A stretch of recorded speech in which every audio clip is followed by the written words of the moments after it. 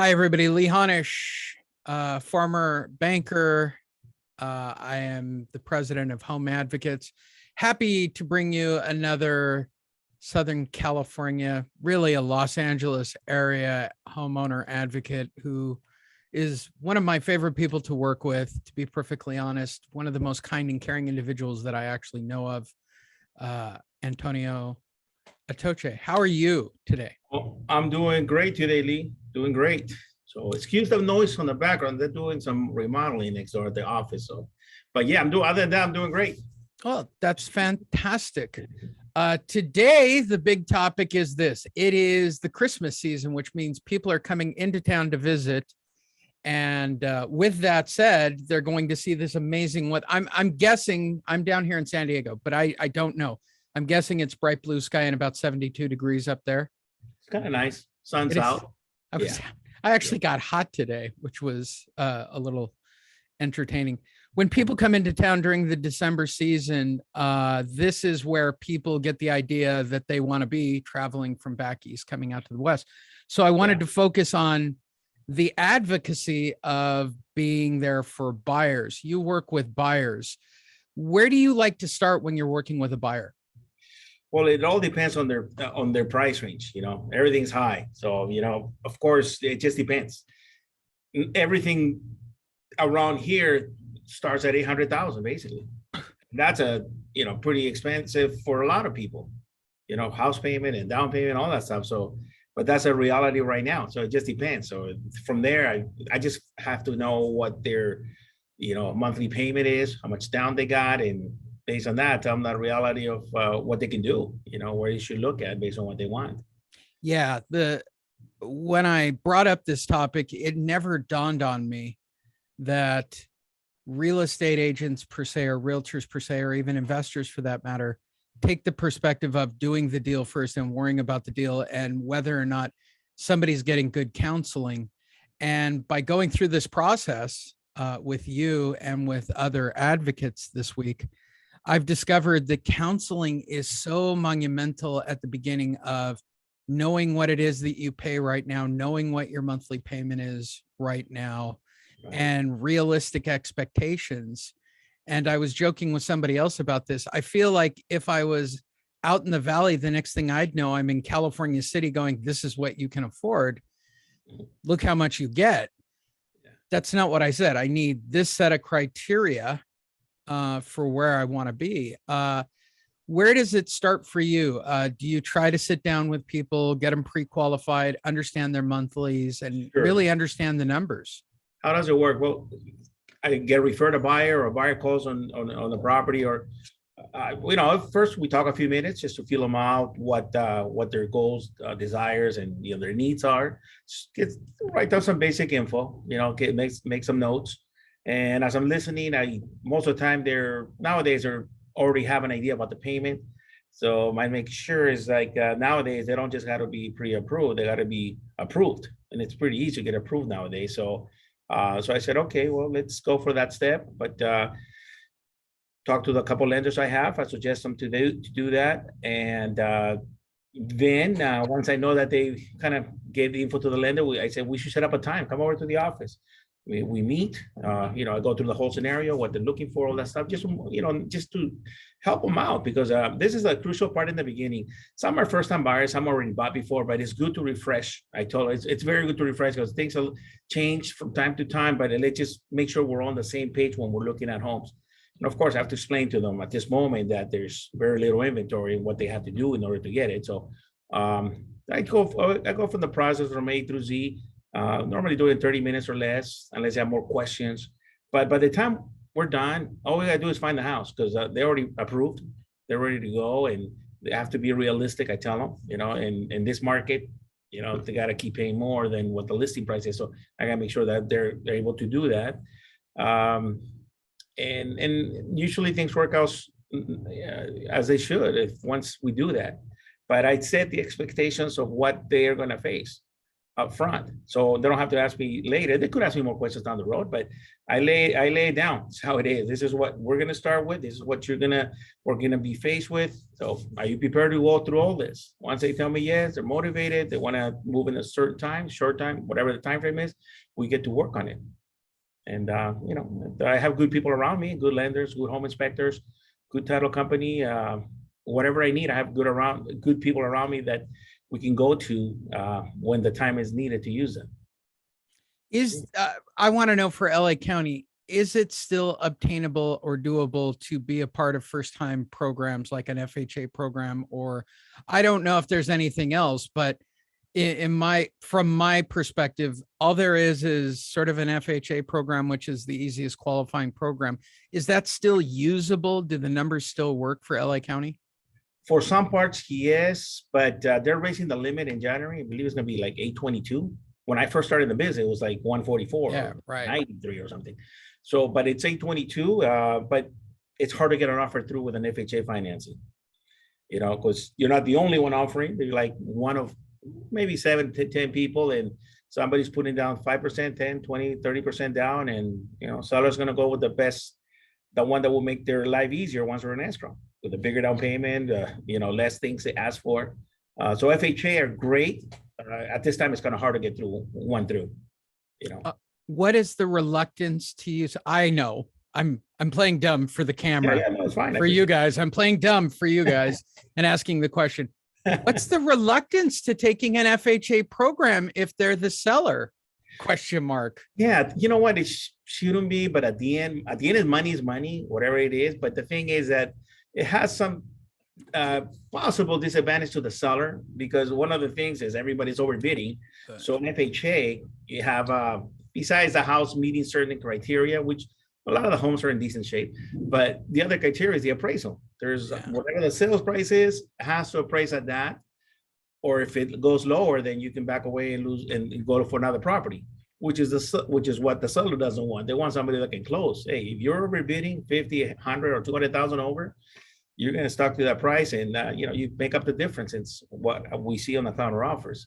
So that's what the reluctance is right now for sellers. And obviously, agents are counseling their sellers. If they're like 10 offers, they're going to go with the one that has the best chance to close with least hassle. Obviously. And I would do the same too, you know, to my seller. So I mean, you know, it's good advice. It's good advice. And I think the other one, from my experience when I was a realtor, is listen, there are repairs you're going to have to do if you take this deal that are going to have to happen, period.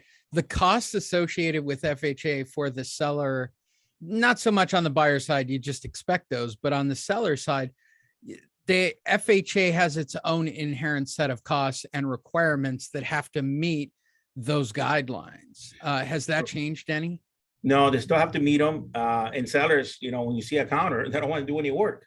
So then the buyer has to do the work, and is he going to do the work? Well, he doesn't own the house, and the deal doesn't close. So all these things kind of throw, you know, throw it off, you know, left curve on those. So it's hard on that part.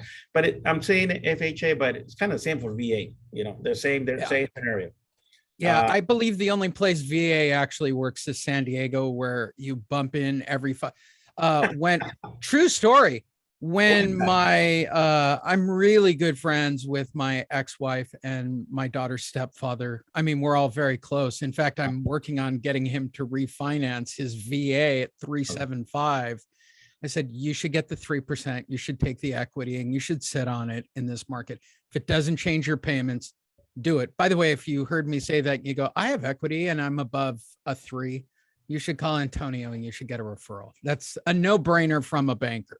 Take your money out right now, just in case the market goes down. LA's predicted to be one of the counties that actually depreciates. And you got to be aware of those things, right? The prices went too high. Of course, they have to come back down. People can't afford it. Investors are very shaky. Side note. But I was counseling him on this. But when he bought the condo that they lived in for the last decade, I thought that they were completely insane. I told him, I said, there is no way that somebody's going to take a VA. And the only reason they got the property was because it was a VA in San Diego and it was a former military person themselves. And I went, of course it is. Yes, yes. And that's probably the sentimental part. Another veteran sells to another veteran. Sometimes that makes the deal happen. I've seen it happen to me a couple of times on my buyers, but you know, a lot of sometimes they just want the money. They don't really care. They're a veteran. Okay. And I want to cover this because it is a very competitive seller's market. It is. I'm sure you get buyers who say they can't do that. Yeah, they can. They Yeah. can do whatever they want. They can go over the price. They can ask for a month of Netflix. You know, all the joke memes that we've seen in the real estate community of what an offer could actually have on it. Yeah. And they can ask for that on a counter. And I'm wondering, do the buyers really, do they really feel like, hey, they can't do that? Yeah, well, when you work with a buyer nowadays, you know, we know as an agent, we have to expect to write a few offers on different homes to get one through. And some keep working and we get it through and we tell them, hey, I mean, we see the counters like you're talking about, you know, they ask for, you know, 3 months, Crazy. at half You the got to VA move me. You price. got to do this. Why not ask for it? If you're Yeah. a seller right now, ask for it. Somebody will pay it. They'll get I'd it. like a They get it. car delivered when I sell the house. Sure. Yeah. What kind, what brand, and what's the cost? Well, yeah, it's crazy. It's been like this for a little while for the sellers. They have the advantage right now, but you know it's a cycle because I've seen it. You and I have seen it a few times. So you know at some point it's going to change. It's not It going to will. be this forever. It's going to They'll change. balance out. Middle, then it'll be the buyers, then it'll come back. But I'm just waiting to see when that's going to happen. But we see a lot of little signs that are kind of giving us a preview of what could happen in the future. You know, like you said, the moratorium, the you know It'll be very interesting to see what happens when 4 million people are reported as missing a payment. That's probably the biggest news of January when that finally drops and what people do with that information. I suspect, if you're watching this, go watch our other videos. I suspect that investors per se, based on what they did last Friday, when they heard about Omicron and they all jumped out of the stock market so quickly, if they hear anything about the real estate market in the primetime news, I think they're all going to jump right out of it. And I think for those of you that want to buy, now's the right time to really consider it. What do I qualify? In fact, I told Antonio yesterday before we started this, he was going to be tasked with relocating me. Let's go with my typical scenario, Antonio, because you've known me that long. I've met yet again another woman, and I'm moving back to LA from San Diego. My current location is a scooter ride, let's say 5 blocks from the beach. Let's give you the criteria. 5 blocks. Wait until you hear the number. I'm in a 1,200 square foot house. Yeah. 2 bedrooms. I like the dual zoning because it helps for the company. Yeah. All right. I pay $3,000 a month. How likely is it for me to pull off LA County with that set of criteria? Pretty tough, man. Pretty tough because I kind of pulled out some homes. Just to I joked with our friend Terrell about this earlier when talking about this out near Oxnard. Yeah. She goes, "How do you feel about Point Wanimi?" I go, "The ocean's the ocean to me. I don't care." Okay. Yeah. And I joked, I said, he's going to say Long Beach. And the only question is, how far north in Long Beach do I have to go to pull off a $3,000 a month payment for a 2-and-2 with about 1,200 square feet? Well, here's what I would say. Yeah, you gotta be away for like 15 miles on the beach if you're gonna make that payment. Ooh. Because it's expensive, man. The Yeah. cheapest house in Manhattan Beach that's like 3,000 lot size, a 3-bedroom, 2-bath. It's on a busy street on Rosecrans. It's not that far from the beach, but it's not that far from Close enough. Close Yeah. enough. I'm 1.6. willing to accept it because All right. again, I'm in love and that's Gotcha. where I'm moving again. It's 1.6. What's the monthly payment on 1.6? Depends on your down payment, man. You can't be doing All right, let's assume that I'm willing to give up 20%, which you know I would never do. Yeah. I would never do. I'm self-employed, which means I've got to. Here's another thing, people. We're not just talking a loan. We're talking a super jumbo loan and a self-employed super jumbo loan. So realistically, 5%. 5%. All right, 5%. Yeah, I'm being nice to myself, which you and I have been in real estate long enough to go, I'd kill for a 5% loan. Oh, You yeah. guys don't remember the double-digit interest days of the 90s. Boy, they were special. When I got into business, it was like a 8%, so it started coming Oof. down, but it was a big deal, you know. It And I was. give you a payment.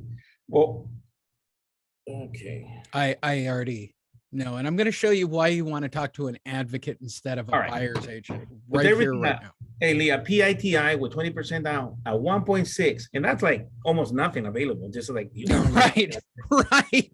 I'm fighting with investors who are paying over that to turn it into a 7,600 a month. verbo. Hey, Right. Lee, take it. 7,000, double what you have in mind, a little more, 7,600. PITI, principal, interest, taxes, and insurance. Okay. 20% down. So you're So gonna put here's the down. question I ask the advocate. It's a perfect way to wrap this all up. Mhm. Based on where I live, with my view out into the Embarcadero and Little Italy, a block from downtown, up on a hill, above Yeah. it all, looking in, paying Right. $3,000 a month, and people go, "Why do you lease?" Because I got it for 3 years at that price. I'm That's a a good thing. genius. Great thing. Was my own team said, "Are you out of your mind?" I said, "I'd sign a 5-year, but I'm convinced after 3 years the market will shift and I'm going to want to buy something, and Right. I just don't want to be locked in. My 3,000 will go further. Am I going to get anything near what I have today? You as an advocate, I present all the information.